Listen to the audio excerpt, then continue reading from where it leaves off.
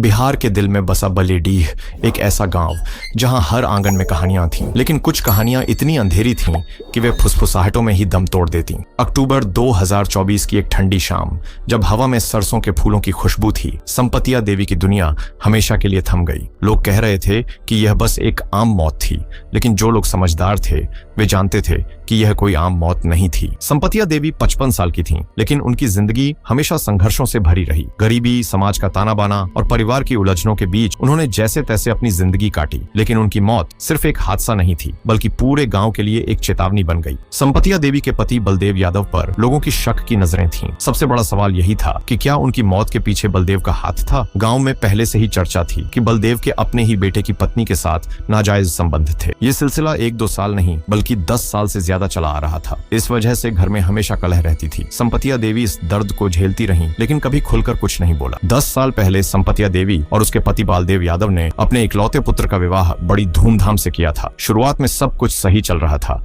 लेकिन संपतिया देवी को क्या मालूम था, जिसे वह अपने घर में लक्ष्मी बनाकर लाई है, वही उसके सुहाग को छीन लेगी। गांव के उस बड़े से घर में हर रात एक अजीब सा सन्नाटा पसरा रहता था। जैसे ही घड़ी 12 बजाती, ससुर धीरे से उठता और बहू के कमरे में चला जाता। अंधेरे में सिर्फ दरवाजे की चरमराहट सुनाई देती, फिर सब कुछ शांत हो जाता। बेटा अपने कमरे में लेटा सब देखता, सब सुनता, लेकिन कुछ कह नहीं पाता। और दूसरी तरफ संपतिया देवी अपने बिस्तर पर लेटी रहती हैं, चुपचाप तकिए में मुंह छिपाकर आंसू बहाती हैं, ताकि कोई उन्हें रोते हुए न देख ले। लोग कहते थे कि मोहन, जो उस घर का इकलौता बेटा था, बहुत दब्बू था, बाप के सामने जुबान नहीं खोलता था। मोहन कई बार अपनी पत्नी को रोकने की कोशिश करता, लेकिन उसकी पत्नी उसे जवाब देती, तुम क्या समझते हो, जो मजा तुम्हारे पापा दे सकते हैं वो तुमसे कभी नहीं हो सकता। तुम मर्द नहीं हो, तुम तो बस नाम के मर्द हो। वही दूसरी तरफ संपतिया देवी इस अवैध रिश्ते को खत्म करने की बार बार कोशिश करती रही, लेकिन हर बार उसे मारपीट और प्रताड़ना का सामना करना पड़ा। हालात इतने बिगड़ गए कि वह अपनी बेटियों के घर रहने लगी थी, पर हर बार उम्मीद उन्हें वापस खींच लाई। उम्मीद की हालात बदलेंगे, उसका अपना परिवार सुधरेगा, पर उम्मीद कभी कभी धोखा भी देती है। उसकी बेटी ललिता ने अपनी माँ को चेतावनी भी दी थी, माँ मत जाओ वापस, वे तुम्हें बर्बाद कर देंगे। पर संपतिया देवी ने मुस्कुराकर कही थी कि वे मेरा अपना परिवार हैं,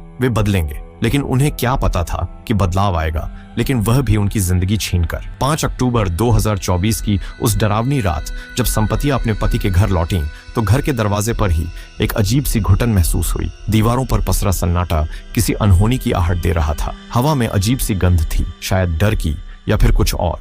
जैसे ही संपतिया अंदर आई, बलदेव का चेहरा गुस्से से लाल हो गया। उसने चिल्लाते हुए कहा, तू अपने आप को क्या समझती हो, तू कुछ नहीं हो, बस एक बोझ हो। तुम्हें यहाँ आने को कौन बोला, तुम मर क्यों नहीं गई, चली जाओ यहाँ से। ये शब्द तीर की तरह सीधे दिल में उतर गए। संपतिया की आंखों में आंसू आ गए, लेकिन इस बार वो सिर्फ दुख के नहीं थे, उनमें थकान थी, हार थी और शायद सब कुछ खत्म कर देने का इरादा भी। कुछ देर बाद पूरा घर सन्नाटे में डूबा था। अचानक एक खटाखट की आवाज आई, जैसे किसी ने कुछ गिराया हो। जब तक कोई कुछ समझ पाता, संपतिया जमीन पर पड़ी थीं। उनके होंठ नीले पड़ चुके थे। पास ही झर की शीशी लुढ़की थी, या शायद किसी ने वहां रखी थी।